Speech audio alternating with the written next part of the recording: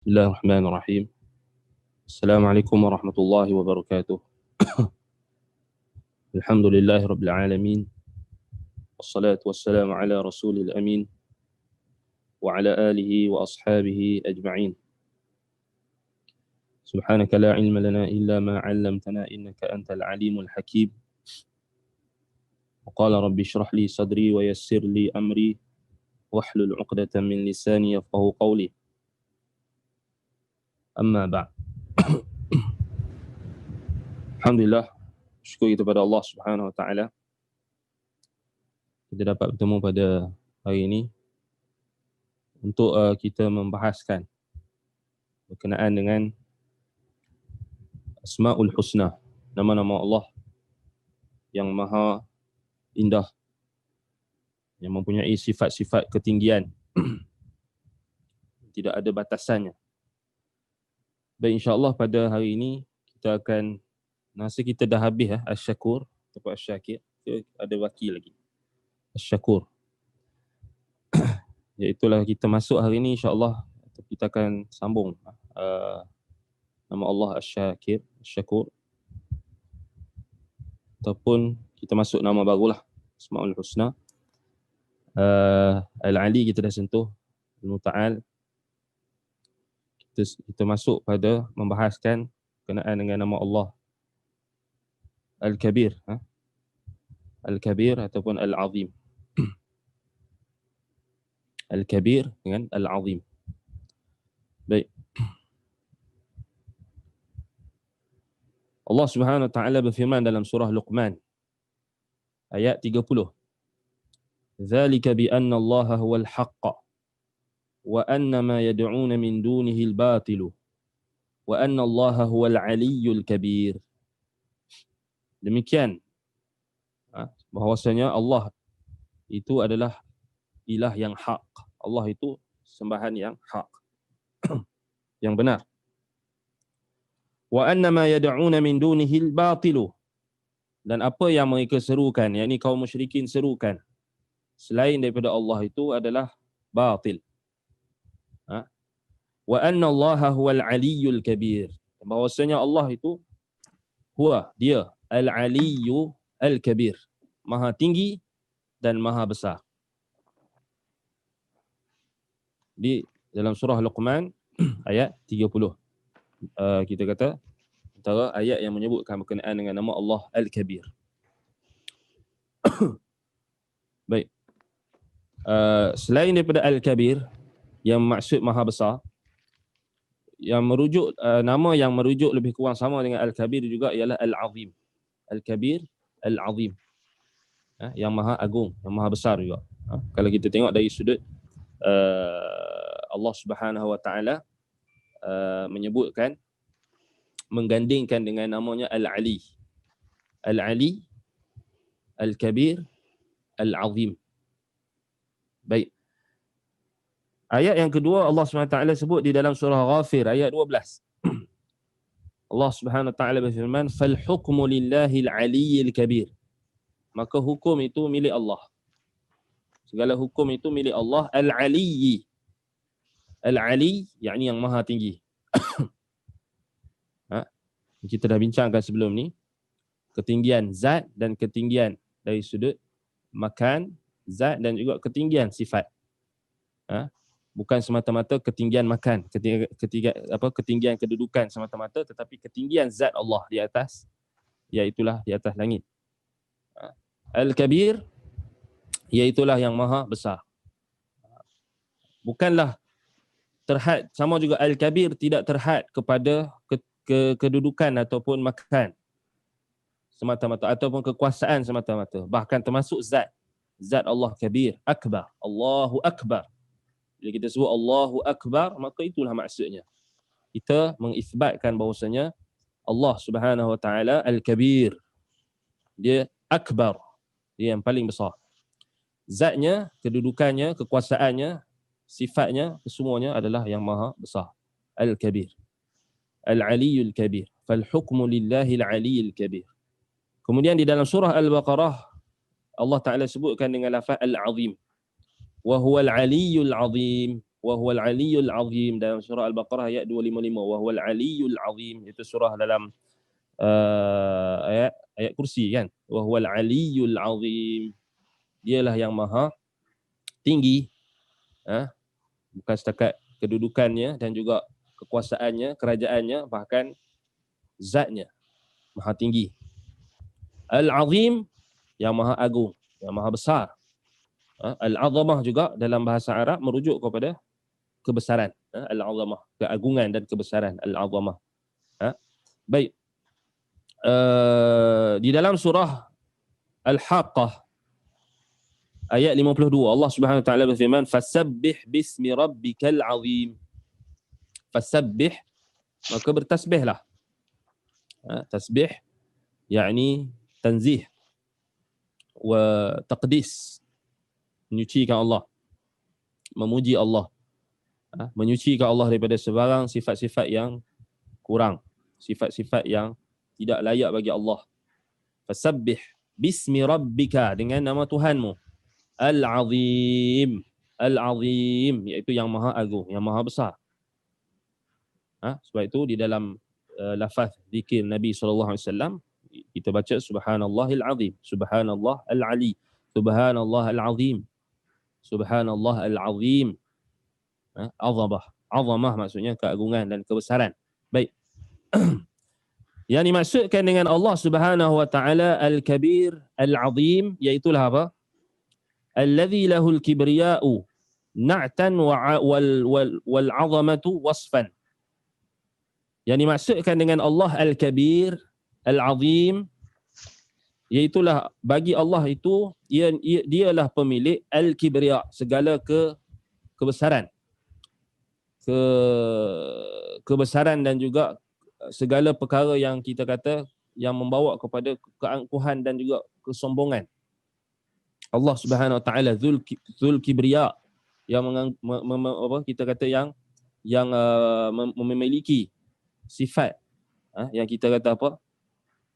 Al-Kibriya, yang besar, yang agung, yang kita kata yang dengan sifat itu memang ianya adalah sesuatu yang milik ataupun kita kata yang dimiliki oleh zat yang maha agung, zat yang kita kata yang mencapai kebesaran dan ketinggian yang mutlak. Sehingga kan kesombongan itu disebutkan oleh Nabi SAW, kesombongan al-kibriya wal jabarut, kesombongan itu adalah pakaian dan juga selendang bagi Allah Ar-Rahman. Nak bagi tahu tentang apa? Nak bagi tahu bahawasanya sifat-sifat yang agung dan besar ini kita kata memang adalah sifat yang Allah Subhanahu Wa Taala sebagai Tuhan yang dia memang layak untuk menyombongkan diri. Sebab itu kibriya tak dinisbahkan kepada makhluk, melainkan hanya Allah. Allah sahaja yang boleh sombong. Sebab itu bila Allah Subhanahu Wa Taala pada hari kiamat nanti, Allah Subhanahu Wa Taala akan menggenggam langit dan bumi. Langit dengan tangan kanannya dan bumi dengan tangan kirinya. Wa kilta yadayhi yamin, dan kedua-dua tangan Allah Subhanahu Wa Taala itu disifatkan dengan kanan. Maka ketika itu Allah Subhanahu Wa Taala akan berfirman ketika Allah Subhanahu Wa Taala telah menggulung dan melipat langit dan juga menghancurkannya dan mencanaikan bumi. Maka Allah Subhanahu Wa Taala sebelum itu akan berkata, ainal jabbarun, ainal mutakabbirun, di mana orang-orang yang sombong, di mana orang-orang yang mempunyai kekuasaan, di mana orang-orang yang sombong dahulu, ainal mutakabbirun. Allah Subhanahu Wa Taala nak menzahirkan apa? Al-kabir. Allah nak menzahirkan kibriya, jabarut, iaitulah sifat keagungan, sifat kebesaran, keagungan, dan juga kesombongan yang hanya ada bagi Allah Subhanahu Wa Taala. Sebab itu bagi Allah sifat kesombongan itu adalah sifat yang sempurna dan memang layak kerana dia Tuhan. Fa'alun lima yurid. Allah Subhanahu Wa Taala melakukan apa yang dia kehendaki, apa yang dia uh, kehendaki. Baik. Jadi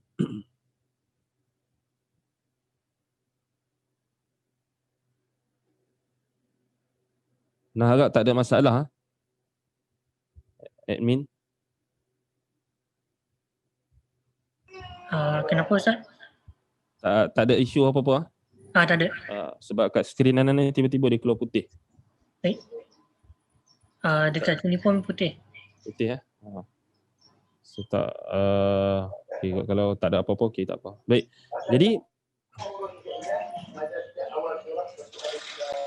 Jadi Al-Kabir, Al-Kabir, Allah Subhanahu Wa Taala allazi lahul kibriya. Dia yang mempunyai sifat kebesaran dan juga kesombongan. Na'tan, sifat, sebagai sifatnya. Wal 'azamatu wasfan, dan juga sifat keagungan. Sifat keagungan. Sebagaimana di dalam hadis qudsi yang diriwayatkan oleh Imam Ahmad, Imam Abu Daud, dengan sanad yang hasan daripada Abu Hurairah radhiyallahu anhu, bahwasanya Nabi SAW bersabda, Allah Subhanahu Wa Taala berfirman, Al-kibriya'u ridai wal 'azamatu izari faman naza'ani wahidan minhum qadhaftuhu fin nar. Rawahu Ahmad wa Abu Daud. Allah Subhanahu Wa Taala berfirman di dalam hadis qudsi, Al-kibriya'u ridai. Allah mengatakan kesombongan, kebesaran, keagungan, al-kibriya adalah pakaianku. Ridai maksudnya apa? Adalah selendangku. Wal 'azamatu izari, dan keagungan, kebesaran adalah pakaianku, izarku. Adalah pakaianku. Allah Subhanahu Wa Taala sebut izar. Faman naza'ani wahidan minhuma qazaftuhu finnar. Barang siapa yang cuba untuk mencabut salah satu daripada keduanya, yakni kesombongan, sifat kesombongan dan juga keagungan daripada Allah, maka Allah kata aku akan campakkannya ke dalam neraka. Maksudnya mana-mana makhluk yang mencabar kekuasaan Allah, yang menganggap dia mempunyai kebesaran dan keagungan sehingga dia menyombongkan dirinya di atas muka bumi, tidak menyembah Allah, tidak tunduk dan patuh atas seruan para nabi dan rasul, berlaku sombong, maka Allah Subhanahu Wa Taala akan masukkan dia ke dalam neraka. Sebab itu Nabi SAW sebut di dalam hadis yang lain, la yadkhulul jannata man kana fi qalbihi mithqala dzarratin min kibrin. Tidak akan masuk syurga bagi sesiapa yang ada di dalam hatinya sebesar zarrah, yakni sebesar semut kecil, ataupun sebesar biji sawi, ataupun sebesar semut putih yang kecil yang kita tak sedar keberadaannya, sebesar zarrah, ada di dalam hatinya sebesar zarrah perasaan sombong. La yadkhulul jannah, Nabi kata. La yadkhulul jannata, tidak akan masuk syurga. Man kana fi qalbihi mithqala dzarratin min kibr. Bagi sesiapa yang ada di dalam hatinya sebesar zarrah pun perasaan, kita kata perasaan sombong. Sebab apa? Sebab Allah Ta'ala jadikan kesombongan, al-kibriya, keagungan, al-azamah, ini adalah apa? Sifatnya. Izar dan ridaknya. Pakaian Allah. Baik. Kemudian kita kena faham apakah makna al-kibriya wal-azamah daripada nama Allah Al-Kabir. Baik. Kita dah sebut tadi Al-Kabir, Al-Azim, ini adalah makna yang dekat. Al-Kabir, nama Allah Al-Kabirul Azim, makna yang dekat. Maksudnya kalau kita berdoa, kita sebut contohnya macam kita dizalimi, ataupun kita nak minta Allah Subhanahu Wa Taala berikan balasan kepada orang yang menzalimi kita, ataupun orang yang sombong dengan kita, yang menzalimi kita, katakan. Yang walaupun kita dah bersabar, ataupun contohnya kita dah bagi nasihat, dia tak terima, kemudian sekian, dia sombong, dia menolak kebenaran, katakan setelah kita nasihat, yang sebaiknya kita tak mendoakan mereka dengan doa yang buruk lah. Kita doakan hidayah, itu yang first. Tapi katakan kita manusia, kita bukannya nabi.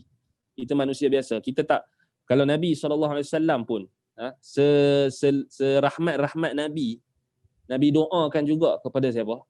Kepada orang musyrikin yang telah membunuh sahabatnya, orang musyrikin yang telah yang telah menyakiti Nabi. Selemah-lemah Nabi ataupun serahmat-rahmat Nabi, ada juga Nabi doa minta Allah Taala balas. Allahumma alaika bi Umayyah ataupun bi Abi al-Hakam ataupun bi Abi Jahl. Dan dalam doa yang sabit daripada Nabi sallallahu alaihi wasallam, baik kita ini nak dibandingkan dengan Nabi, lagilah kita ni tak mampu nak sama macam Nabi pun dari sudut kita punya rahmat kita dan sebagainya. Kadang-kadang kalau kita dah sampai ada orang yang menzalimi kita dan kita nampak dia terus menerus sombong, dan tidak menunjukkan sedikit pun rasa tawaduk ataupun rasa untuk tunduk kepada kebenaran, maka boleh kita berdoa dengan doa-doa yang warid ataupun doa-doa yang tertentu yang minta supaya Allah Ta'ala tunjukkan kepada orang yang menzalimi kita itu dengan ayat-ayatnya, dengan tanda-tanda yang mungkin akan menyedarkannya dan sebagainya.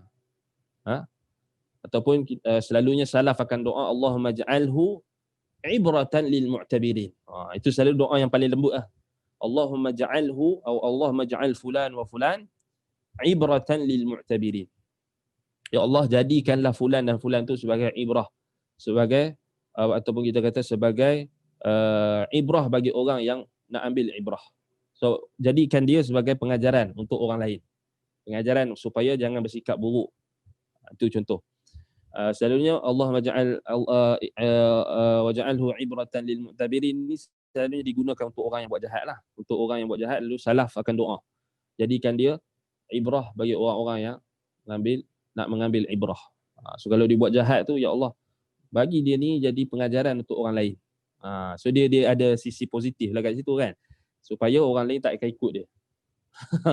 Kan, nampak dalam doa yang kita nak doa kat orang pun kita pilih doa-doa yang yang mustaqim maknanya. Maksudnya taklah menunjukkan kita ini orang yang hanya nak membalas dendam. Tetapi kalaulah kita ada perkara yang kita maksudnya dizalimi oleh orang yang terus menerus sombong dan sebagainya, maka boleh untuk kita bertawassul dengan nama Allah Al-Kabir Al-Azim, ya Kabir wal-Azim, ya Allah Al-Kabir Al-Azim. Lepas tu kita sebut doa kita, ya Allah yang maha agung, yang maha besar, Allah, ya Allah Al-Kabir Al-Azim, faj'alhu ibratan lil mu'tabirin, ataupun ya Allah, jadikanlah Allah, atau alaihi ya Allah, Allahumma alaihim. Semoga Allah Ta'ala membalas mereka. Ya Allah Al-Kabir Al-Azim. So kita munasabahlah, kita berdoa dengan kita menyeru nama Allah yang agung, yang maha besar. Maksudnya munasabahlah dengan orang yang sombong tadi. Ya, dia rasa diri dia besar. Selalunya orang yang sombong dan takabur ini, dia merasakan dirinya yang besar. Dia merasa diri dia yang paling hebat. Yang itu Allah Ta'ala sebutkan dalam Quran. Fir'aun misalnya, inna fir'auna ala fil ard. So Allah Ta'ala guna Fir'aun telah meninggi dirinya. Sedangkan Al-Ali hanya Allah. Al-Kabir Al-Azim, Allah Ta'ala sebut wa makaru makran kubbara. Kemudian Allah Ta'ala sebut lagi mereka orang-orang kafir, orang musyrikin, orang-orang menjadi penentang Nabi sallallahu alaihi wasallam ini, mereka adalah orang-orang yang mutrafiha, orang-orang yang mewah, orang-orang yang hidup mewah, orang-orang yang hidup senang. Dan selalunya orang-orang yang hidup mewah dan hidup senang ini, dia ada sikit, kita kata, perasaan sombong. Dia ada kesombongan. Susah kita nak cabut. Selalunya. Sebab dia anggap dia telah cukup, dia tak berhajat kepada orang lain. Jadi kadang-kadang sikap ataupun sifat dia yang rasa dia dah cukup, dia tak berhajatkan kepada orang lain dari sudut rezeki yang Allah Ta'ala bagi dan mudahkan kepadanya, itu kadang-kadang dia akan membawa kepada, kalau tidak diatasi dengan mengingati Allah, dengan tunduk dan patuh kepada perintah Allah, dengan bersyukur, maka yang akan datang adalah kekufuran. Iaitulah kalau kita tengok ini yang Allah Subhanahu Wa Taala sifatkan dalam Quran banyak. Kalau kita tengok dalam Quran banyak Allah Taala sebutkan antara ciri-ciri penentang-penentang Nabi dan Rasul adalah orang-orang yang mewah dan kaya. Orang-orang yang hidup mewah dan kaya. Kaya-raya yang Allah contohnya macam dalam 3 ayat. Dalam surah Al-Isra ayat 16. Allah kata wa idza aradna an nuhlika qaryatan amarna mutrafiha fafasaqu fiha fahaqqa alaihi alqawlu fadammarnaha tadmira. So Allah Taala sebut orang apabila Allah Taala nak musnahkan sesuatu penduduk sesuatu negeri, maka Allah Subhanahu Taala akan biarkan mutrafiha, amarna mutrafiha. Ada juga ulama yang baca amarna mutrafiha. Maksudnya apa? Allah akan biarkan penyelewengan dan kesesatan itu dipimpin dan juga dikepalai oleh orang-orang yang paling kaya ataupun orang-orang yang kita kata aristokrat, dan orang-orang kaya, orang-orang yang mempunyai harta benda dan hidup mewah dan mempunyai kita kata kelebihan di atas orang lain dan sebagainya. Selalunya orang macam inilah yang akan sombong dengan kebenaran. Fafasaqu fiha, maka mereka akan bertindak melakukan kefasikan. Mereka akan meremehkan orang yang bawa kebenaran. Bila datang orang yang bawa kebenaran ni, selalunya orang yang bawa kebenaran ni miskin. Selalunya lemah, dhaif. Biasa-biasa je, sederhana, miskin. Lalu dia tengok, oh ini bukan level aku. Itu sombong. Itu sombong. Al-kibr. Oh tak, kau tak tahu, aku lagi tahu. Sombong. Budak ni, aku lagi makan garam lebih pada dia. Sombong. Al-kibr. Batarul haqq wa ghamtun nas. Menolak kebenaran dan meremehkan manusia. Sebab itu Allah Ta'ala sebut mutrafiha. Kemudian dalam surah Al-Mu'minun ayat 64 Allah kata apa? Hatta idza akhadna mutrafihim bil azabi idza hum yaj'arun. So Allah Ta'ala sebutkan sama juga mutrafihim. Yang kena azab ni puncanya adalah apa? Antaranya orang-orang yang sombong, orang-orang yang takabur, orang-orang yang hidup mewah di atas muka bumi ini, lalu mereka sombong dengan harta benda, kedudukan, pangkat yang mereka ada. Sebab itu ini kita kena faham. Baik, begitulah juga dalam surah Al-Waqi'ah ayat 45 Allah kata innahum kanu qabla dzalika mutrafin. Taraf. Maksudnya mereka hidup dalam kemewahan, dalam kita kata hiburan yang yang mereka lakukan, yang mereka adakan, kemudian kehidupan yang mewah dan sebagainya yang mereka jadikan sebagai asas untuk mereka menyombong di atas muka bumi, sombong di atas kebenaran yang dibawa oleh ahlul haq, orang yang membawa kebenaran, maka Allah Ta'ala jadikan itu antara sebab ataupun kita kata antara ciri-ciri yang menentang Allah dan Rasul. Sebab itu kesombongan ini adalah apa? Adalah menolak kebenaran dan meremehkan manusia. Meremehkan manusia. Baik. Jadi kalau kita lihat makna al-kibriya dengan al-azamah, kebesaran, kesombongan. Sebab kita kena faham bila Allah Ta'ala nama dia al-kabir, al-azim. Al-kabir dengan al-azim ni merangkumi sifat al-kibriya wal-azamah. Sifat maksudnya makna yang terkandung di dalam nama Allah al-kabir, al-azim ialah apa? Al-kibriya, dzul kibriya, lahul kibriya wal-azamah. Yang mempunyai kesombongan, kebesaran dan juga keagungan. Keagungan. Baik. Kalau kita tengok makna al-kibriya wal-azamah ni kita bahagi kepada dua. Kesombongan, kebesaran, keagungan terbahagi kepada dua. Yang pertama, kembali kepada sifat Allah Subhanahu Wa Taala. Iaitu apa? Ianya menghimpunkan seluruh makna-makna keagungan dan kebesaran. Seperti al-quwwah wal-izzah, kemuliaan, kekuatan, kekuasaan, kamalul qudrah, kesempurnaan qudrat, wasi'atul ilm, keluasan ilmu, wa kamalul majd, kesempurnaan dalam keagungan dan kebesaran, dan apa-apa sahaja sifat yang selainnya yang menunjukkan sifat-sifat al-'azamatu wal kibriya, sifat keagungan dan kebesaran, kesombongan. Baik, Dan antara azamatullah, antara sifat keagungan dan kebesaran Allah, Al-Kabir, Al-Azim, bahawasanya apa? As-samawatu sab' wal ardin sab' fi yadillahi ka khardalatin fi yadi ahadina. Antara keagungan dan kebesaran Allah, langit-langit, 7 petala langit dan 7 petala bumi berada di atas tangan Allah seperti apa? Biji sawi yang ada di atas tangan kita. Sebagaimana yang disebutkan oleh Ibnu Abbas radhiyallahu anhuma.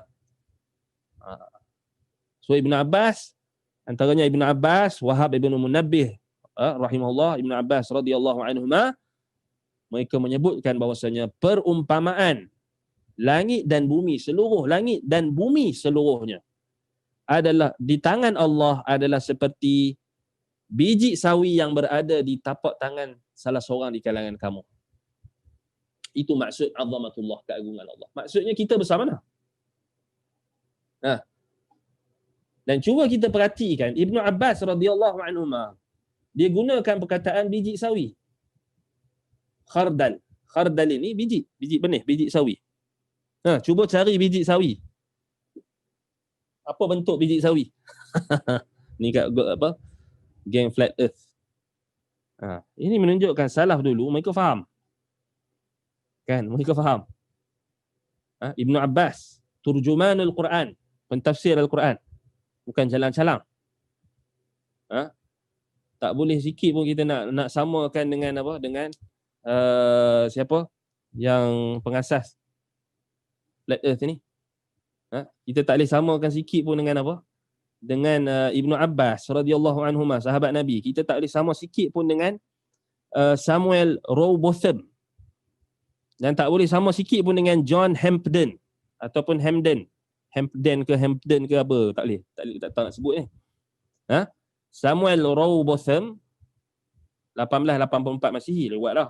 John Hampden 1891 Masihi. Ni antara pengasas Flat Earth. Teori bumi itu datar.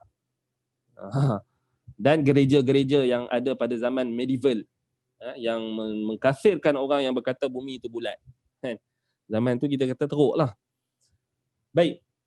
Jadi ini antara kefahaman yang diungkapkan oleh Ibnu Abbas radhiyallahu anhuma yang didapatkan daripada Nabi sallallahu alaihi wasallam, kerana mustahil para sahabat mereka nak mentafsirkan Al-Quran dan nak mensifatkan sifat-sifat Allah dengan akal mereka sendiri.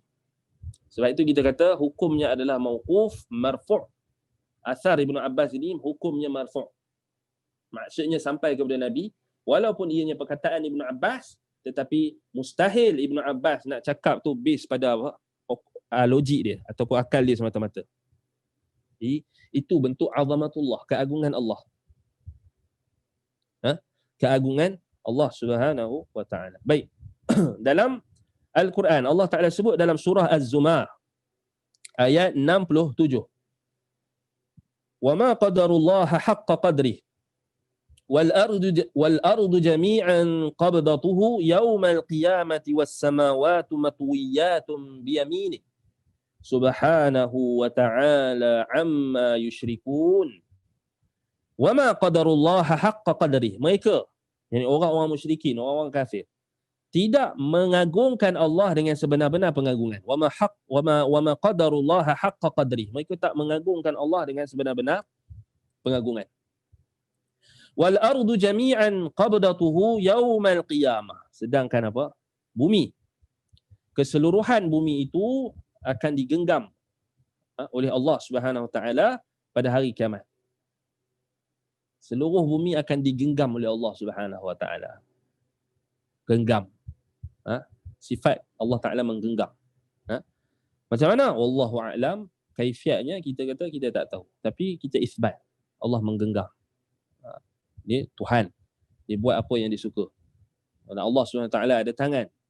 Yang kita dah bahaskan sebelum ni dalam daurah kita, kitab Isbatul Yadai Lillah oleh Imam Az-Zahabi. Boleh rujuk baliklah kan. Banyak asar kan. Baik. Qabdatuhu yaumal qiyamah. Allah Subhanahu wa taala menggenggam pada hari kiamat, bumi. So bumi ni besar mana aja? Kecil je.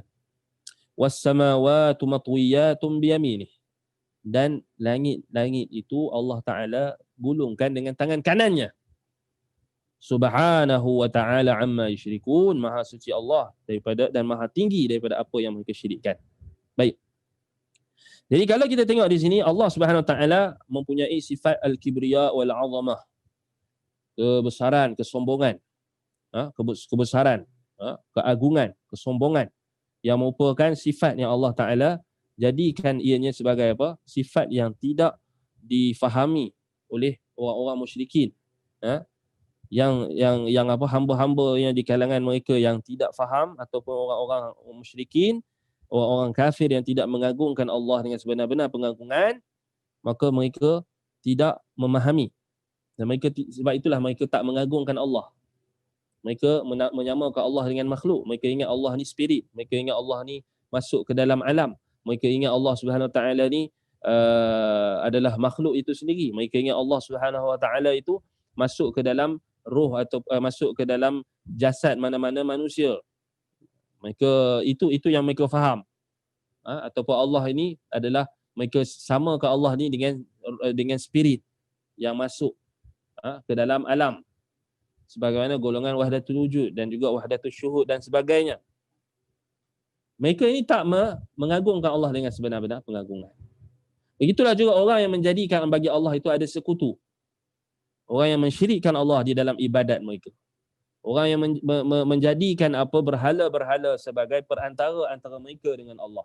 Mereka yang menjadikan wali-wali, mereka yang menjadikan nabi-nabi sebagai perantara antara mereka dengan Allah dalam doa dan permintaan mereka, dalam ibadat mereka. Mereka juga adalah termasuk orang yang tidak mengagungkan Allah dengan pengagungan yang sebenar. Wa ma qadarullaha haqqa qadrih. Mereka tidak mengagungkan Allah dengan sebenar-benar pengagungan. Wal ardu jami'an qabdatuhu yaumal qiyamah was samawati matwiyatun biyamini. Allah Taala sebut bumi ni Allah Taala genggam. Dan langit-langit Allah Ta'ala lipat dengan tangan kanan. Sabit di dalam athar Ibn Abbas juga, dan Nabi SAW menyifatkan bahawasanya apa? Allah mencanai bumi. Allah mencanai bumi. Kalau bumi itu flat, buat apa nak canai lagi? Logik ya. Fikir sikit. Kalau bumi itu flat, buat apa nak canai lagi? Allah Subhanahu Wa Taala sebutkan kepada Nabi SAW sebutkan kepada para sahabat dengan bahasa Arab yang fasih, bahasa Arab yang jelas. Dan orang Arab faham apa maksud canai. Kerana orang Arab canai roti. Jangan kita ingat orang Arab ni tak tahu buat roti macam kita zaman sekarang. Kita hebat buat roti. Orang Arab dulu buat roti lagi awal. Lagi sedap roti dia orang. Dough, dia orang buat dough. So dough tu bila dicanai, dia bentuk apa? Asalnya bentuk apa? Maksudnya difahami oleh orang Arab. Kan? Difahami oleh orang Arab. Baik. Jadi itu menunjukkan keagungan Allah SWT dan betapa kecilnya bumi ni. Ibn Abbas umpamakan dengan apa? Khardalin fi yadi ahadikum atau fi yadi ahadina. Biji sawi yang berada di atas tapak tangan kita. Besar mana? Allah Subhanahu Wa Taala akbar wa a'zam wa ajal. Allah lebih besar, Allah lebih agung, lebih indah, lebih sempurna sifatnya. Tu nak bagi tahu keagungan Allah. Jadi kenapa kita nak sombong? Kenapa kita rasa macam dunia ni kita punya? Kenapa kita nak rasa kita ni lebih tinggi, lebih hebat berbanding orang lain? Sedangkan kalau kita sedar bumi ni pun kecil di sisi Allah, maka apa? Maka kita besar mana? Ada pun syubhat golongan sathi musattahah, al-ardu musattahah. Al-ardu musattahah itu golongan flat earth yang mereka bawakan ayat-ayat Al-Quran yang mengatakan contoh macam afala yanzuruna ilal ibili kaifa khuliqat wa ilal jibali kaifa rufi'at wa ilas sama'i kaifa rufi'at wa ilal jibali kaifa nusibat wa ilal ardi kaifa fasutihat wa ilal ardi kaifa sutihat. Jawapannya itu Allah Ta'ala nak cerita tentang sudut pandangan makhluk terhadap bumi. Maksudnya apa? Allah cakap tu, jelas kan? Afala yanzuruna ilal ibili kaifa khuliqat. Ambil ayat daripada awal. Apakah kamu tak lihat? Afala yanzurun. Apakah kamu tak melihat? Yanzurun ay bin nazratikum. Dengan pandangan kamu. Nazrah ni nazrah apa? Nazratul uyun. Pandangan mata. Apakah kamu tak melihat? Nazratul uyun. Nazrah. Afala yanzuruna ilal ibili kaifa khuliqat. Allah suruh kita tengok dengan mata kita. Kerana yang tu saja yang kita nampak. Unta, langit, bukit, bumi. Wa ilal ardi kaifa sutihat. Dan bagaimana bumi Allah jadikan dia sebagai hamparan. Yang Allah datarkan maksudnya hamparan. Yang kamu nampak, afala yanzurun. Allah Ta'ala sebut, afala. Baca ayat tu bagi habis.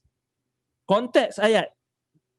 Allah Ta'ala sebut, afala yanzuruna ilal ibili kaifa khuliqat. Kemudian Allah kata, wa ilal ardi kaifa sutihat. Kemudian, geng flat earth ni diambil ayat tu. Oh ni, dalil menunjukkan apa? Bumi ini datar. Siapa yang kata globe, siapa yang kata sfera, dia tak ikut Quran. Oh, pandai-pandai. Hang yang tak faham Quran. Mereka yang tak faham Quran, kemudian mereka mendakwa teori mereka yang tak betul itu, Al-Quran tunjuk. Ini punca kerana kejahilan dalam memahami Al-Quran. Dan antara cara untuk kita membantah mereka adalah kita membantah dengan siyak ayat, dengan konteks ayat. Yang ini digunakan oleh salaf. Imam Ahmad bin Hanbal, Imam Ibn Khuzaimah, Imam Ad-Darimi, Syekhul Islam Ibn Taymiyah rahimahullah, semua bila membantah golongan yang salah dalam istidlal mereka menggunakan Al-Quran, menggunakan siyak ayat. Kena faham siyak ayat, kena faham konteks ayat. Jangan ambil wording. Dia yang jadi masalah flat earth ni, dia ambil wording, kemudian dia duk tumpu wording tu.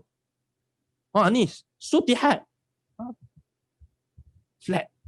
La haula wala quwata illa billah. Sabar dulu. Baca bagi habis. Sama juga macam dalil apa lagi mereka guna? Anda sebut banyak sebenarnya dalil ni, tapi semua kita boleh jawab dengan mudah kalau kita faham Al-Quran. Kalau kita faham Al-Quran sebagaimana yang ulama salaf faham. Ini satu lagi ayat yang mereka selalu guna. Mereka kata wa yauma dalam surah Al-Kahfi ayat 47 48. Wa yauma nusayyirul jibala wa taral arda barizatan وحشرناهم فلم نغادر منهم أحدا ويوم نسير الجبال وترى الأرض بارزة. So mereka kata barizatan maksudnya flat. Ni lucu. Ni lucu. Ni tak faham juga. Dia kata tak faham konteks ayat. Kita kadang-kadang nak gelak, kesian. Tapi sebab mereka melampaui batas. Kalau setakat mereka nak kata, kita kena faham Al-Quran bukan kitab geografi ataupun bukan kitab sains, bukan kitab tarikh, bukan kitab sejarah, bukan kitab geografi, bukan kitab sains. Al-Quran kitab hidayah, kitab yang menjadi petunjuk kepada semua perkara. Zalikal kitab la raiba fihi hudan lil muttaqin, petunjuk bagi orang yang bertakwa.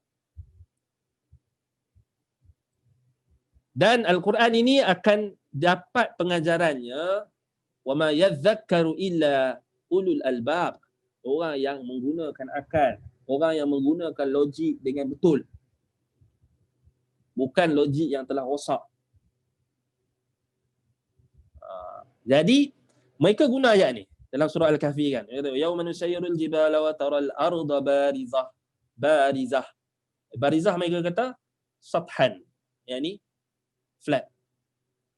Cuba baca ayat itu betul-betul. Allah kata wa yauma tu apa? Bagi baca satu ayat. Jangan ambil sekerat dan kemudian buang yang sekerat. Sama macam Jahmiyah lah, Jahmiyah yang kita sebut dalam kitab dan kelas Al-Bidayah wa Nihayah. Ya, dia orang ambil ayat dalam surah Al-Hadid ayat 4 dengan 5. Ayat 5, wa huwa ma'akum aina ma kuntum. Kemudian mereka kata, dan dia Allah itu bersama kamu di mana saja kamu berada. Kemudian sebenarnya mereka ambil sekerat ayat, mereka buang ayat yang first. Mereka tak faham ayat yang pertama, ayat yang ayat yang awal, ya'lamu ma yaliju ma fil ardi wa ma yakhruju minha. Allah Taala sifat, Allah cerita tentang ilmu. Sebelum tu Allah Taala cerita dia beristiwa di atas langit. Mereka tolak ayat tu, mereka tak faham. Puncanya kerana ambil sekerat, tak ambil keseluruhan ayat. Sesat. Boleh sesat. Cuba tengok ayat dalam surah Al-Kahfi ayat 47-48 ni. Allah kata apa? Wa yauma. Wa yauma tu apa? Hari. Hari apa? Hari Senin ke? Hari Jumaat ke? Hari apa? Hari yang Allah Subhanahu wa taala akan apa? Akan musnahkan gunung ganang. Maksudnya hari kiamat. Wa yauma nusayyirul jibala wa taral arda barizatan, dan kamu akan melihat apa al-arda, yakni bumi, barizatan zahirah, maksudnya wa dhuhuruha li ra'yil a'yunil nadirin min ghairi syai'in yasturuha min jabalin wala syajar wa huwa buruziha.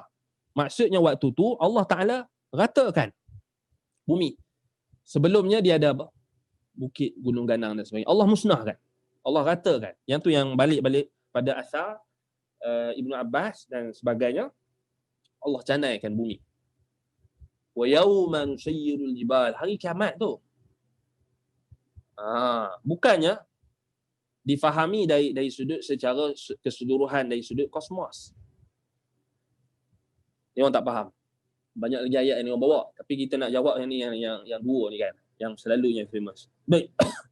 Jadi kita kena faham ayat-ayat dalam Quran yang ceritakan tentang bumi, al-ardu, bukan merujuk kepada bentuk bumi.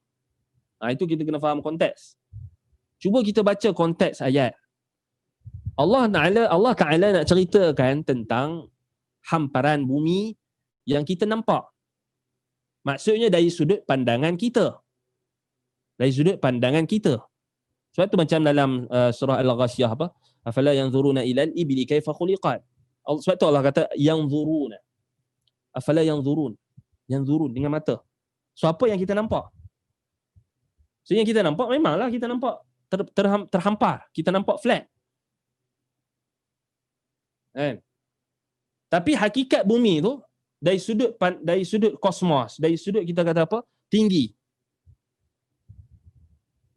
Takkan kita nak lawan ijma' yang telah dinukilkan oleh Ibnul Munadi yang wafat 336 Hijrah, Ibnu Hazmin, Syekhul Islam Ibnu Taimiyah dan sahabat Nabi. Benda ni sebenarnya sahabat Nabi tak bincang pun sebab tak ada apa-apa manfaat sebenarnya.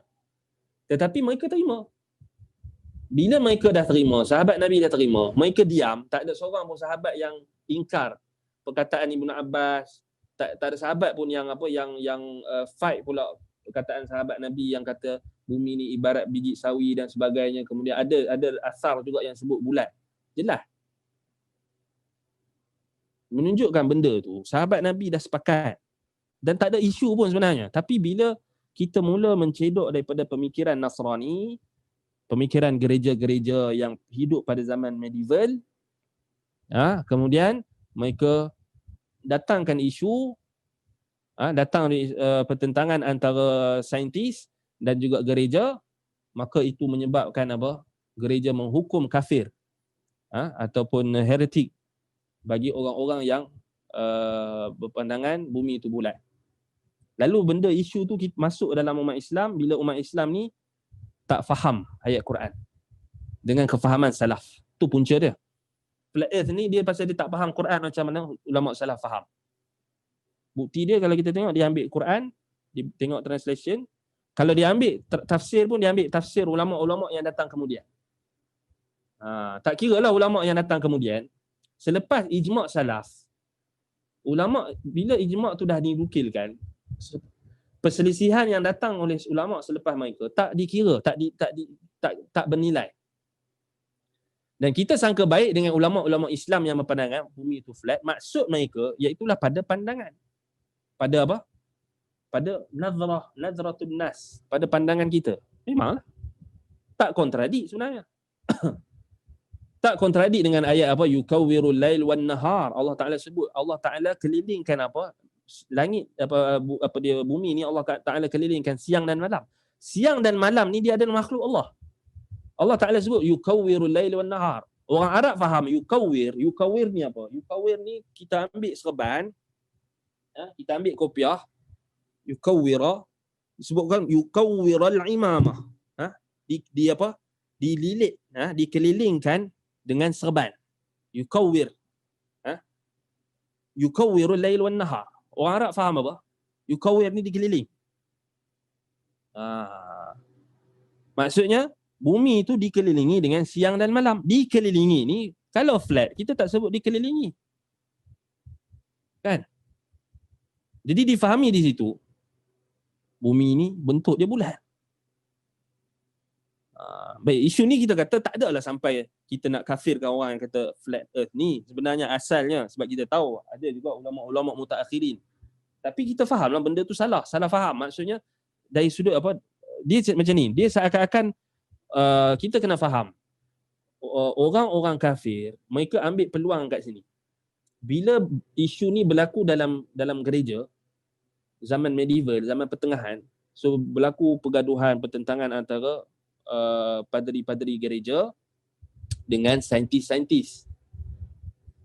So jadi saintis-saintis ni ada yang frust dengan sikap gereja, yang mengkafirkan mereka, yang tak bagi mereka kebebasan untuk mengkaji dan sebagainya, dan dianggap orang yang menentang apa yang gereja tetapkan itu adalah keluar daripada agama, sehingga ada yang dihukum bunuh dan sebagainya.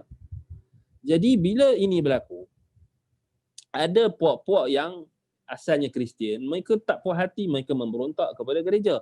Sehingga ada sebahagian besar mereka, bahkan sebahagian besar mereka menjadi ateis, iaitulah menolak agama. Antaranya menolak agama Kristian, yang bagi mereka agama Kristian ni tak menyeru kepada saintifik, tak menyeru kepada kajian dan sebagainya, menjumut dan sebagainya. Sebab itulah berlakunya kita kata pertentangan antara saintis ketika itu dengan golongan gereja. Nampak? Jadi benda ni tak berlaku dalam Islam. Ulama-ulama Islam, masjid-masjid Islam di zaman Bani Abbasiyah, di zaman Bani Umayyah tidak pernah kita kata apa, tidak pernah menghalang untuk mengkaji dari sudut kajian-kajian saintifik, kajian-kajian keduniaan, termasuklah geografi, termasuklah bentuk bumi dan sebagainya. Ulama-ulama Islam terbuka. Dan jelas benda ni tak ada isu pun zaman sahabat. Kita tak pernah dengar mana-mana sahabat Nabi yang keluarkan kenyataan bergaduh isu flat earth dan keluarkan kenyataan maksudnya bumi bukan bulat. Sedangkan Ibn Abbas jelas sebut. Dan ada juga hadis dan athar yang jelas menyebutkan bumi bulat. Kal baydah ataupun seperti telur, ataupun seperti kal qurrah, seperti bola ataupun seperti bola. Sabit daripada Ibn Abbas, seperti bola yang anak-anak kamu main, bola. Dan juga biji sawi tu bulat. Biji sawi bukan flat. Kecuali kalau dia dah diketuk, jadi flat lah. Itu kita kena faham. Jadi tak ada isu. Bila mutaakhirin, zaman yang kemudian, bila ramai dah orang yang tinggalkan kefahaman salaf, dia tak faham. Maksudnya Al-Quran dan Sunnah ni bukan semata-mata difahami dengan bahasa Arab yang dia faham saja, tetapi mesti kena faham dengan kefahaman salafus salih. Dan ternyata secara mutawatirnya semua penduduk bumi sekarang ini 10 orang ataupun 9 orang di kalangan astronaut Muslim. Yang pertamanya antaranya iaitulah Salman bin Al-Saud, Salman bin Abdul Aziz Al-Saud, astronaut pertama Muslim daripada Saudi yang naik ke ISS, dan dia antara orang Muslim yang pertama naik ke angkasa. So dia isbatkan bumi ni bulat. Khabar yang terpercaya. Kan? Okey. Berkata ni NASA ni tak boleh pakai. Tu yang astronaut daripada Rusia, daripada China, bohong juga ke? Itu belum lagi yang 9 orang tu, antaranya lagi rakyat Malaysia kan, Syekh Muzaffar. Syekh Muzaffar pun tak boleh pakai juga. Baik. kata dah dia tak boleh terima nasar ni, tak apalah. Tapi Ibnul Munadi wafat 336 Hijrah. Bahkan beliau Ibnul Munadi ni dia ada satu kitab yang dia buktikan bahawasanya bumi ni bulat dengan asar, dengan kajian dia.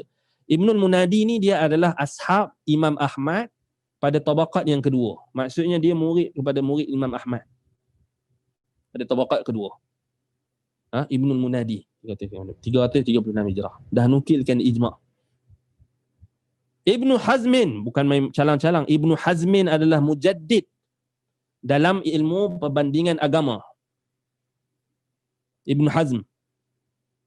Walaupun dalam isu muizik tu kita tak boleh pakai dia pasal dia menentangkan ijma' dan sebagainya. Dia bukan Nabi. Tapi bila dia bawa isu berkenaan dengan Quryatul Ard, sferanya bumi ni, bulatnya bumi ni, dia adalah orang alim yang pakar tentang agama-agama lain dan dia telah kaji, dia buat kaji. Dia ni bukan setakat pakar agama-agama lain, ilmu-ilmu geografi pun dia faham, dia tahu. Sama macam Ibnul Munadi 336 Hijrah.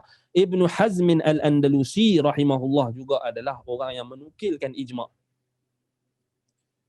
Siapa lagi yang menukilkan ijma'? Syekhul Islam Ibn Taymiyah Ahmad Ibn Abdissalam Ibn Abdul Halim Ibn Abdissalam Al-Harrani rahimahullah yang wafat 728 Hijrah. Syekhul Islam Ibn Taymiyah,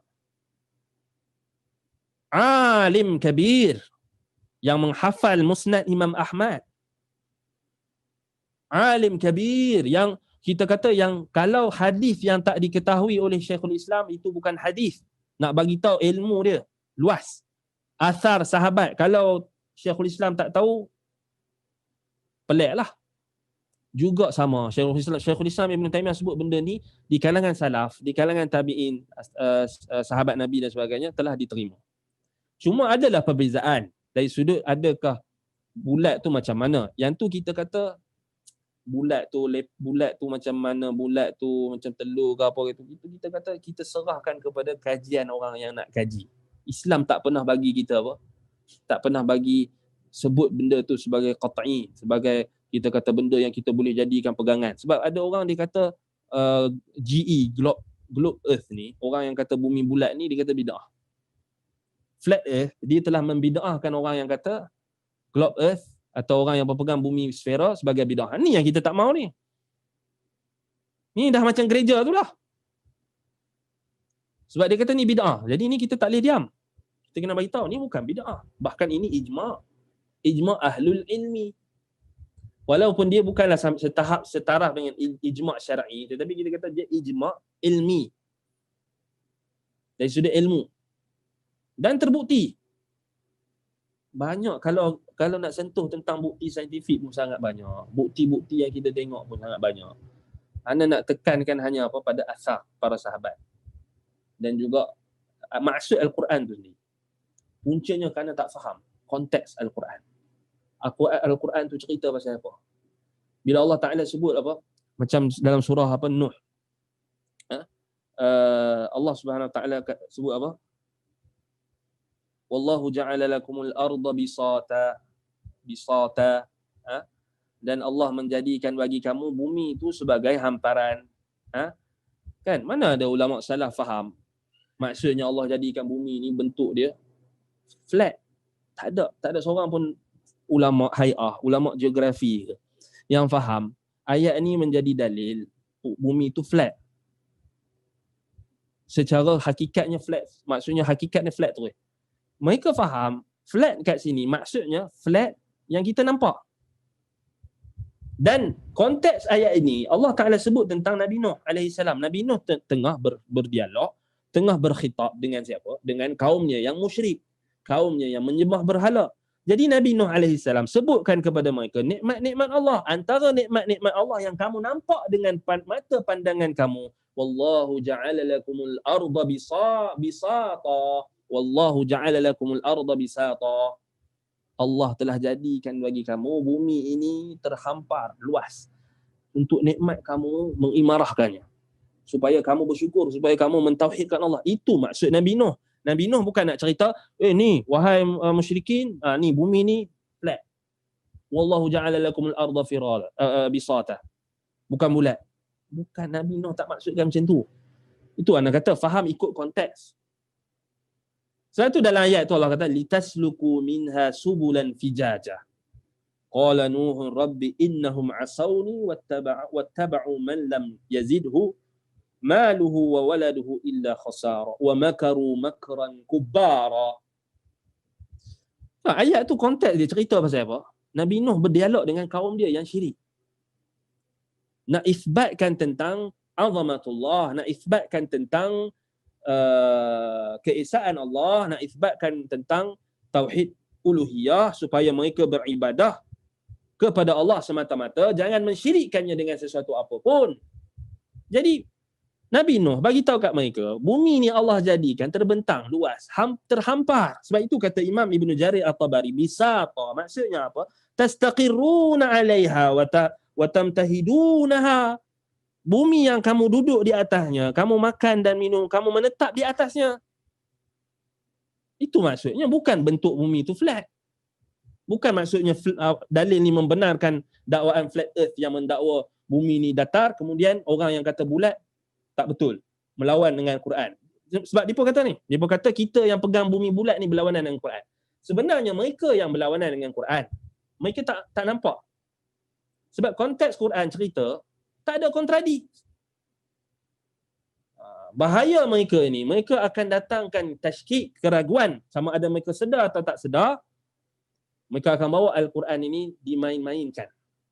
Puncanya kerana apa? Kerana tak faham ikut kefahaman salaf. Itu yang kita tegaskan dalam kelas-kelas kita sebelum ni. Kenapa kita kena faham Quran ikut faham salaf? Kena ikut tafsiran Ibnu Abbas, kena ikut tafsiran Ibnu Mas'ud, kena ikut tafsiran sahabat Nabi. Bukan ikut tafsiran orang putih yang datang kemudian orang-orang Nasrani tu. Nampak? Ini dia orang tak faham. Ini kena sebut sikit pasal apa? Flat earth ni. Pasal bahaya. Mereka jadikan ini sebagai agama pula. Sebab tu kita tak kata orang yang kata flat earth ni kafir. Nah, itu pandangan mereka. Tapi kita nak bagi tahu, bila kamu start kata GE, globe earth ni adalah konspirasi, kemudian teori yang kafir, teori orang-orang Freemasonry, padahal Freemasonry tu percaya flat earth. Cuba tengok dia punya apa? Kapet tu. Dia buat bulat tu kan.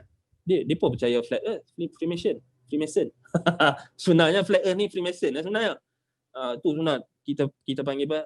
Kita panggil revise. Ataupun reverse.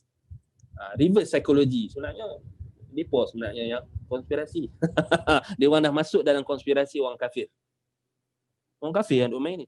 Sebab apa? Sebab apa kalau kita tengok geng-geng flat earth ni dibiayai oleh gerakan-gerakan Yahudi, gerakan-gerakan Kristian, gerakan-gerakan apa lagi, gerakan-gerakan atheism. Flat earth ni tujuannya adalah untuk menimbulkan tashkik dalam masyarakat supaya mereka mengatakan dalam Al-Quran ini ada pertentangan, dalam Bible ada pertentangan, supaya orang tolak kitab-kitab suci bagi setiap agama. Itu kita faham. Itulah Freemasonnya. Freemason ni dia nak memerangi agama. Dia tak mahu orang berpegang dengan mana-mana agama. Dia memerangi seluruh agama, termasuk Kristian, termasuk Islam. Kita tak bijak, kita tak faham. Kita pergi cedok apa yang mereka duk bergaduh tu, kita duk bermain isu ni, kita bergaduh dengan ustaz. Oh, patut kata ustaz tak faham. Oh, ustaz kena konspirasi. Sabar, mahlan, sabar. Cuba bawa bersabar, bertenang. Baca Quran macam mana? Tafsir, belajar tak usul tafsir? Belajar tak apa kita kata kitab-kitab hadis? Belajar tak, faham tak asar salaf? Mana kita letak asar salaf? Mana kita letak hadis-hadis Nabi? Mana kita letak tafsiran-tafsiran ulama salaf? Tiba-tiba kau main hentam orang, sondoi orang sana, sondoi orang sini. Kadang-kadang itu kita kata, anda cakap tu orang dah macam perangai tu dah macam kena sampuk. Yatakhabbatuhu syaitanu minal mas. Dah macam kena sampuk dengan syaitan. Pergi serang orang ni, serang orang tu di media sosial. Mereka paling tak berakhlak sekali. Kalau nak tengok orang yang paling tak berakhlak, golongan flat earth dengan golongan teori konspirasi. Dia suka untuk menimbulkan keraguan. Kononnya atas dasar kita bebas, kita kena kritikal. Ya memang kritikal, tapi kritikal adalah base dia. Ini kalau kritikal tanpa ada base, buat apa? Apa base kamu? Hanya waham dan khayalan, hanya salah faham. Pengasas flat earth ni tadi kita dah sebut apa? Nama dia apa tadi? Apa kejadah nama dia tadi? Orang kafir kan? Samuel Rowbotham dengan John Hampden. Ni siapa? Ini hidup zaman bila ni? Ini orang Nasrani. Kemudian gereja yang pegang flat earth. Kita kena faham. Bible yang mereka rujuk tu pun dah diselewengkan. Tak ada dalam bahasa asal pun. Bahasa asal Injil dalam bahasa Aramaik. Mereka terjemah ke dalam bahasa Yunani, ke bahasa Greek. Kemudian dahlah terjemah, banyak sesat pula. Terjemah tu mereka dah sesat. Kemudian kita pergi ambil dia orang punya geng flat earth yang gereja ni. Sebab kita hanya berpandukan dengan mereka. Lalu kita ambil ulama-ulama yang Islam yang datang kemudian yang sebut benda ni, yang mereka juga boleh keliru. Rahimahumullah. Kita tak nafilah ada juga ulama-ulama Islam yang datang kemudian yang mereka pun keliru isu ni. Sebab mereka bukan ahli falak, mereka bukan orang ahli geografi, mereka tak ada kita kata apa? Mereka bukannya macam zaman sekarang ni, zaman yang ada internet dan sebagainya. Ada ulama yang dia ulama fiqh, ulama hadis, dia tak ambil pot pun isu ni. Tapi bila dia nampak tu, dia sebutlah flat, disebutlah musattahah. Kan? Kemudian dia nukil lah dalam kitab je macam Al-Mawardi ke apa, dia nukil lah. Ini apa dia? Dalil yang membantah golongan yang kata bumi itu bulat. Tapi tak menunjukkan dia berpegang betul-betul benda tu. Kalau dia berpegang sekalipun dia salah. Dalam konteks dia salah sebab apa? Kita sebutlah sebab satu sudut kita kena tengoklah. Allah Ta'ala bila sebut dalam Quran al-ardu, kita kena faham konteks al-ardu tu. Al-ardu tu maksudnya soil, maksudnya land. Bukan nak cerita tentang bentuk bumi. Allah nak cerita tentang bumi yang kita nampak ni. Tanah yang kita pijak. Allah hamparkan nikmat-nikmat. Itu maksud dia. Dalam masa yang sama, dari sudut kosmos, ulama bahas tentang siang dan malam, tentang timur dan barat, tentang matahari. Wasyamsu tajri li mustaqarrin laha, dzalika taqdirul azizil alim. So matahari ni dia bergerak pada dia punya orbit, berlari, Allah kata berlari pada orbit dia. So sebab itu daripada situ ulama istiqra, ulama dapat bentuk bumi tak lari daripada bentuk matahari yang bulat, bentuk planet-planet yang lain yang bulat. Gerhana bulan. Cuba tengok gerhana bulan. Itu dalil gerhana bulan, khusuf gerhana, khusuf dengan khusuf, gerhana bulan dan matahari itu antara dalil menunjukkan bumi ni bulat. Itu semua orang nampak. Bulan. Sebab itu ada seorang ateis, dia jadi murtad. Maksudnya dia murtad daripada agama Kristian. Sebab dia kata dia tengok gerhana. Dia tengok gerhana bulan. Macam mana perkataan dia? Dia ana sebut bacakan perkataan dia. Dia kata apa?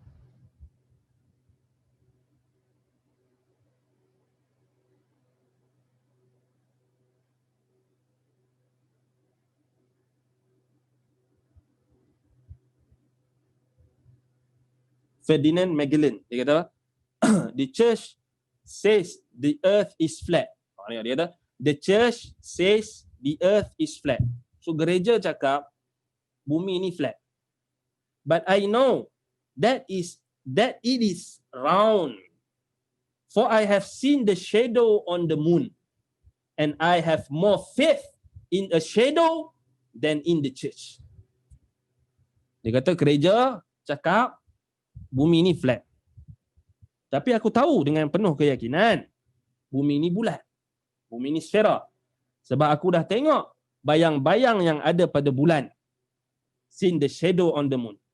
And I have more faith in a shadow than in the church. Aku lebih beriman dengan bayang-bayang yang ada pada bulan itu berbanding dengan gereja. Betul lah. Kerana bayang-bayang yang ada pada bulan Itu adalah ayat-ayat kauniyah. Ayat-ayat kauniyah. Allah cipta. Allah ciptakan bulan, Allah ciptakan matahari, Allah ciptakan lautan, Allah ciptakan apa lagi, ciptakan bumi ni sebagai ayat-ayat kauniyah. Tanda-tanda untuk kita mengisbatkan kebesaran Allah, keagungan Allah. Ya, kita kena beriman lebih dengan tengok tanda-tanda itu berbanding kita beriman dengan church yang sesat tadi. Dahlah church yang sesat. Church, Kristian, gereja. Allah Ta'ala sebut dalam Quran apa? Waladhdallin, waladhdallin, ad-dallin, kata Nabi SAW, an-nasara. Kenapa kita nak ikut church? Ferdinand Magellan, 1480 Masihi hingga 1521 Masihi. Awal ni. Tak beriman dengan church. Sebab church ni memaksa. Tak bawa bukti. Sebab Bible kata terus terima. Padahal dia orang faham Bible pun salah. Kita kata salah lah pasal apa? Pasal faham dengan literal. Dahlah Bible tu sendiri dah diselewengkan. Satu, banyak point kita boleh sentuh. Ini yang mereka nak buat sama masuk dalam umat Islam. Mula-mula jangan ikut tafsiran salaf. Okey, ambil Quran, okey tengok, okey bincangkan. Ini yang jadi. Dia Google dia pandai. Copy paste tapi tak faham. Dia copy paste dekat tempat kita tapi dia sendiri tak faham. Susah. Dia copy paste, ni tafsir ulama. Dia tak faham. Copy paste tapi tak faham buat apa. Itu kebanyakannya. Sebab tu anda cakap benda ni anda tak boleh nak duduk diam sebenarnya. Geram. Sebab dia pun main. Kita kata main sentimen ni seakan-akan benda ni usul i'tiqad. Kita dah sebut tadi. Kalau nak berpegang dengan flat earth pun, bagilah betul sikit cara berfikir tu. Dan akhlak tu. Ini dia serang habis, dia sondai semua orang. Kemudian dikata pula apa? Flat earth ini ataupun globe earth ini adalah bid'ah yang paling besar dalam zaman ini. Astaghfirullahalazim. Ibnul Munadi bid'ah kalau macam tu. Ibnu Taimiyah pun bid'ah. Ibnu Hazmin pun bid'ah. Ulama-ulama Islam yang lain pun bid'ah. Habis belaka bid'ah belaka. Kita tak maulah sebut NASA tadi. NASA pasal dia dah tolak awal-awal. Tapi orang Islam yang naik ke ISS, takkanlah kita nak kata dia orang tipu. Apa yang dia orang dapat boleh tipu. Syekh Muzaffar tu, angkasawan astronaut pertama Malaysia, apa yang dia dapat kalau dia menipu? Apa yang, takkan satu dunia ni nak tipu. Sebab tu kita kena faham, dia mutawatir. Ada khabar yang mutawatir, khabar yang diisbatkan dengan khabar mutawatir. Maksud mutawatir di sini, semua orang dah sepakat. Dari sudut saintifiknya pun dah sepakat. Dan kita pun dah ada banyak gambar-gambar. Dan kita dah ada, dia kata ni konspirasi juga, buat apa semua, edit dah semua, bla bla bla. Tak apalah kita kata. Baik, kita nak bagi contoh, mudah faham. Khabar tentang sferanya bumi, bulat bumi ni, dia macam isu kita kata kedudukan Mekah dengan Madinah. Geng flat earth ni, dia umpama macam dia nak datang dekat kita, dia kata, Mekah dengan Madinah tu bukan dekat Saudi. Dia macam tu. Kita kata, Mekah dengan Madinah, Saudi lah. Dekat Saudi sekarang ni. Tak. Geng flat earth ni macam tu. Di perangai dia macam tu. Dia kata, tak, Mekah dengan Madinah bukan dekat Saudi. Mekah dengan Madinah ni di tempat lain. Kamu tak ada bukti. Mana dalil dalam Quran? Dia umpama macam tu. Memanglah mana ada dalam Quran sebut Mekah dengan Madinah ni kedudukan dia dekat mana, geografi dia dekat mana, negara mana, Saudi. Tak sebut.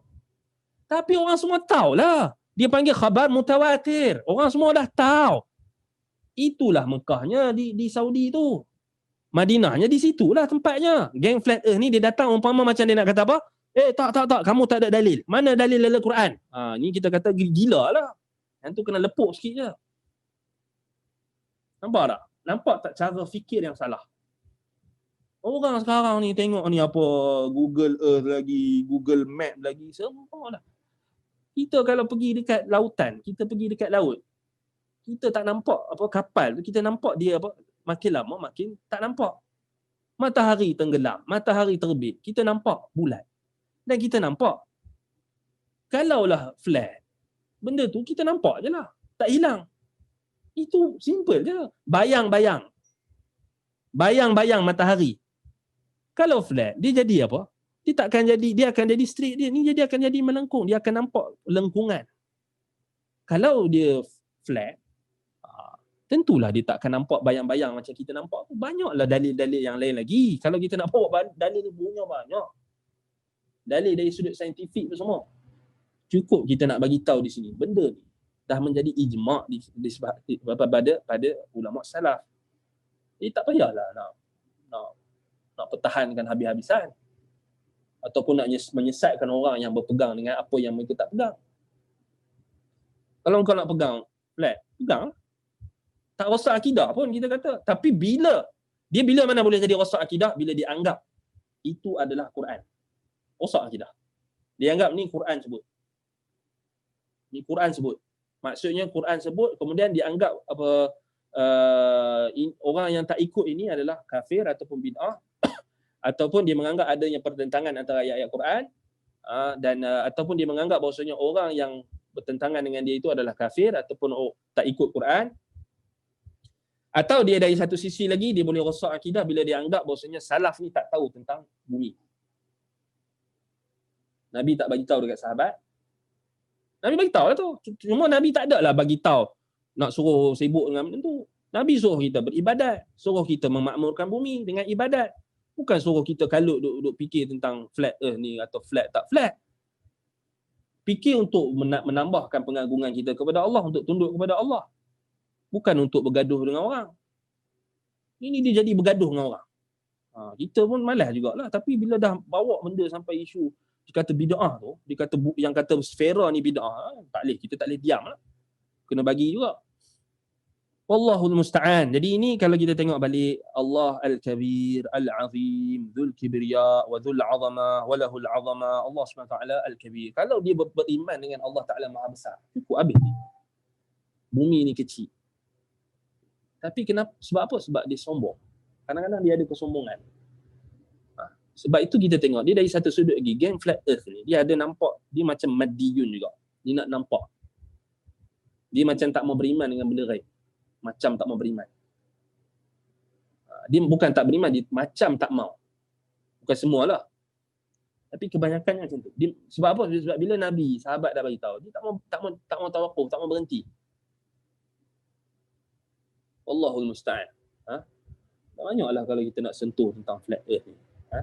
Tapi kita nak bagi tahu ini adalah apa perkara yang kita kata dah menjadi ijma' kaum muslimin dan kufarnya, orang Islam dan orang kafir.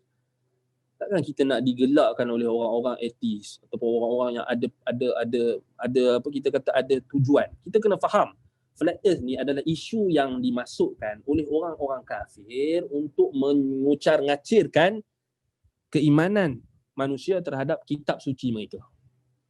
Sama ada Bible bagi Kristian dan juga Al-Quran bagi orang Islam. Orang yang jahil, orang yang tak mengaji, orang yang tak faham tafsir salaf, dia akan ikut.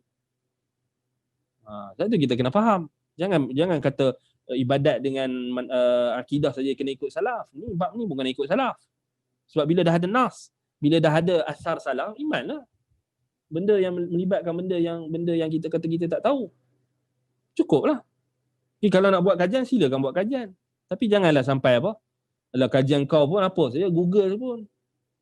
Kita kena faham orang yang dia hidup dengan internet. Kita kena faham. Ana akan bagi nampak kenapa orang yang teori konspirasi flat earth ni dia akan sentiasa berpegang dengan pegangan dia orang. Puncanya kerana mereka berpandukan dengan internet. Kita kena faham bila kita Google something maklumat ataupun kita YouTube ke apa. So Google ni dia ada search engine yang ni engine pencarian yang dia dah setting. So dia akan tengok, dia akan counting apa wording yang banyak kita search. Kalau kita search pasal flat earth, contoh ana bagi contoh yang mudah, di YouTube ke di Google, so lepas tu automatik dia akan recommendkan kepada kita link-link yang berkait dengan flat earth. Kalau kita jenis yang sokong flat earth, bila kita Google tu, nanti yang Google akan datangkan kepada kita, yang akan bentangkan kepada kita juga benda-benda yang kena dengan selera kita. Jadi sama macam YouTube, dia buka video, okey dia nak cari flat earth. So bila dia buka flat earth, dia akan keluarlah orang-orang yang sokong flat earth. Pendapat-pendapat yang sokong flat earth. ditambahkan lagi dengan keimanan dia tadi. Dia dah beriman dengan flat earth, lagilah. Bila dia Google, bila dia YouTube, maka search engine tu dah automatically dah apa kita kata dia setting. Ini kena bijak, nak guna Google pun kena bijak, menuntut ilmu dulu. Mengaji Quran, mengaji hadis dulu. Bukannya duduk dekat rumah, memanglah duduk rumah kan, tapi menuntutlah ilmu. Belajarlah Quran, ambillah kelas Quran, tafsir Al-Quran, akidah, belajar dulu akidah. Ini tak dia duduk sibuk dengan teori konspirasi. Jadi bila dia duduk berpandu dengan Google, hak tu yang dia dapat. Bila dia dapat hak tu, ulama ke tegur, saintis ke tegur, profesor ke tegur, ustaz ke tegur, tak jadilah. Sebab dia dah beriman yang tadi.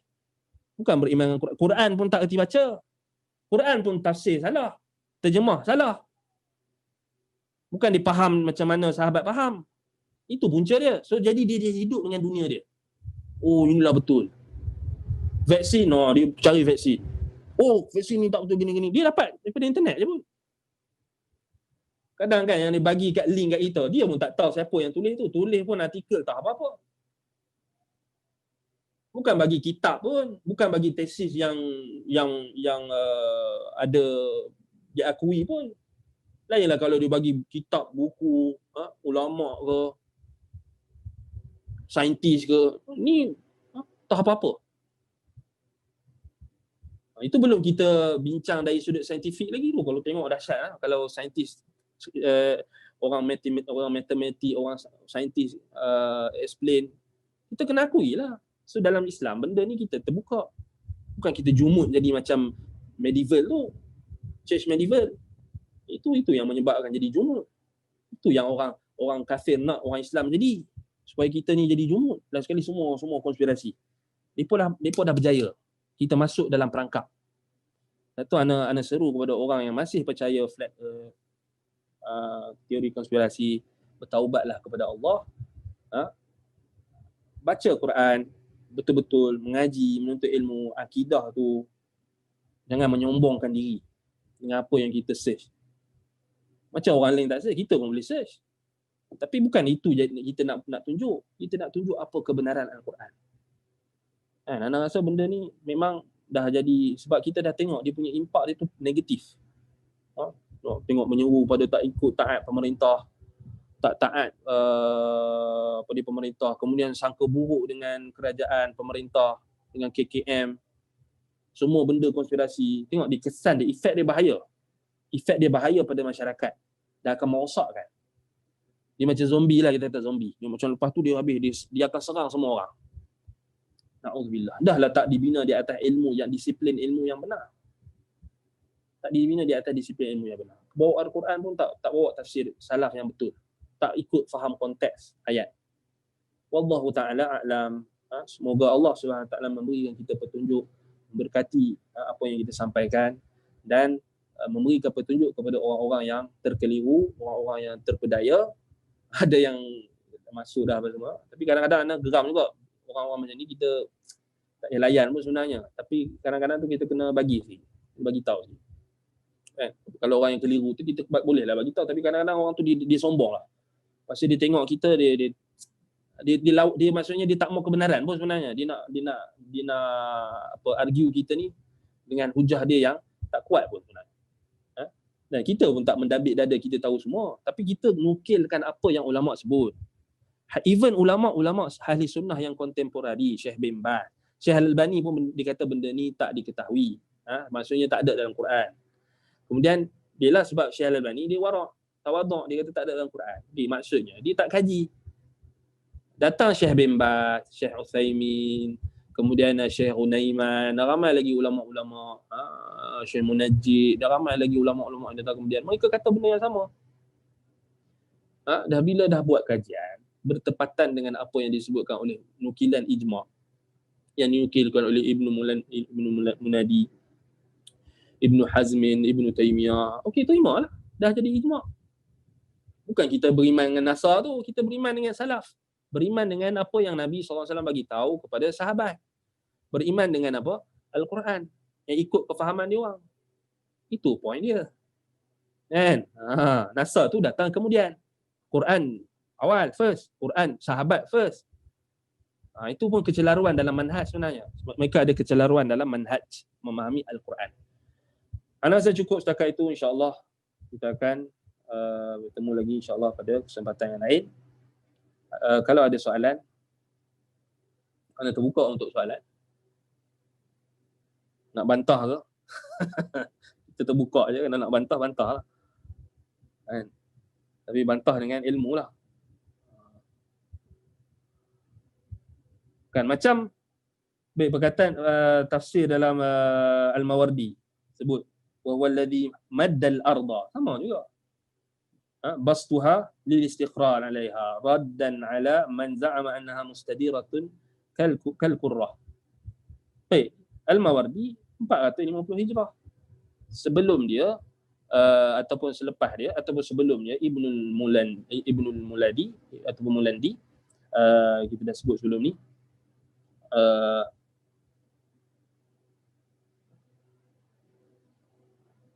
Ibnu Taimiyah, Ibnu Muladi, Munadi, Ibnul Munadi, 336 Hijrah, sebelum dia lagi, sebelum Al-Mawardi. So fahamlah, Al-Mawardi ke yang jadi hujah ataupun sebelum dia? Sebelum dia lah yang jadi hujah sebab nukilkan ijma'. Ijma' tu ijma' salaf. Ijma' daripada sahabat dan tabi'in. Sahabat dan tabi'in sebelum Imam Al-Mawardi. So kita katalah Imam Al-Mawardi salah dalam isu ni. Sama juga macam Al-Qurtubi. Al-Qurtubi dalam isu ni cuma adalah perbahasan tentang bumi bergerak atau tak. Itu ada khilaf lah. Tapi bab bumi bulat ni kita kata dia tak perlulah kita nak sampai tahap apa bergaduh kan. Bergaduh sampai tahap benda tu macam jadi akidah pula, usul i'tiqad. Patutnya kita sibuk, kita bantah teori Darwinism, teori Big Bang, teori-teori kufur ni syirik. Bukan teori-teori yang kita kata tak bawa apa-apa implikasi pun sebenarnya. Tapi bila dia bawa pada macam chase tadi, dia ada implikasi negatif lah. Ghulu. Iyyakum wal ghulu fid din fa innama ahlaka man kana qablakum al ghulu fid din. Sebab dia melampau. Nabi dah bagi warning orang yang melampau ni. Ni melampau lah. Halakal mutanatti'un. Celaka orang yang melampau-lampau dalam setiap urusan, dalam perkara-perkara. Macam ni lah contoh flat earth. Dia bawa tu, dia kata orang konspirasi, dia kata orang sesat, orang tak beriman dengan flat earth, dia tu sesat. Inilah melampau. Ini ciri-ciri khawarij. Ciri-ciri khawarij. Tengok, dia ada kaitan kan dengan konspirasi. Last sekali dia tak ikut perintah pemerintah. Dia mula mencela pemerintah. Dia mula melekehkan pemerintah. Last sekali sikit-sikit lagi merontak lah. Dia step by step khawarij ni. Tu panjang pula kita nak bincang tentang khawarij. Aqulu qawli hadha wa astaghfirullah li wa lakum. Subhanakallahumma wa bihamdika asyhadu an la ilaha illa anta astaghfiruka wa atubu ilaik. Wa sallallahu ala Muhammadin wa ala alihi wa sahbihi wa baraka wa sallam. Alhamdulillahirabbil alamin. Wassalamu alaikum warahmatullahi